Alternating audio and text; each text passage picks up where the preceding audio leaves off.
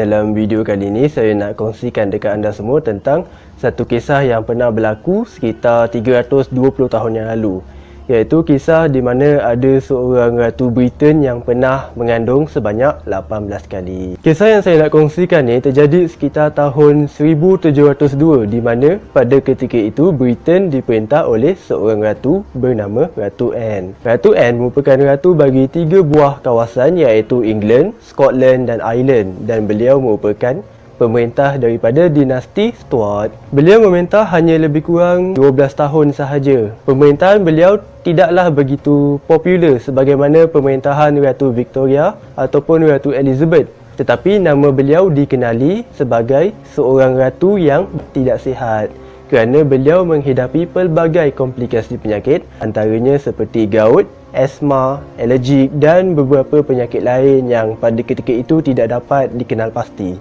Nak dipendekkan cerita, sewaktu memasuki usianya yang ke-30 tahun, kesihatan Ratu Anne semakin lama semakin merosot dan berat badan beliau pun semakin lama semakin bertambah disebabkan penyakit yang dihidapinya pada ketika itu, sehingga beliau mengalami obesiti. Ratu Anne ni dia ada suami, nama suami dia Putera George yang berasal daripada Denmark. Sebelum ditabalkan menjadi ratu pada tahun 1702, Ratu Anne pernah mengandung sebanyak 18 kali. Namun, tiada satu pun anak dia yang dapat bertahan hidup. Daripada 18 kali mengandung, hanya 5 kali saja anak dia berjaya dilahirkan secara hidup. Daripada 5 tu, hanya seorang saja yang berjaya membesar sehingga usia 5 tahun.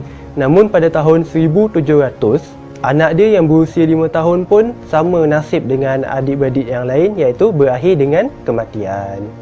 Dengan kemangkatan anak dia yang terakhir tu, maka orang kata terputuslah pelita harapan Ratu Anne untuk mewarisi tahtanya kepada anak-anaknya. Dan beliau sudah tidak boleh lagi mengandung, dan sekalipun beliau boleh mengandung, mungkin nasibnya sama seperti kandungan yang sebelum ini, iaitu berakhir dengan kematian.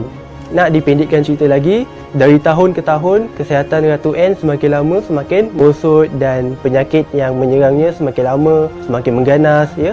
Sehinggalah pada tarikh 1 Ogos 1714, Ratu Anne diserang angin ahma ataupun stroke dan akhirnya mangkat pada hari yang sama di Istana Kensington di usia yang agak begitu muda, iaitu 49 tahun.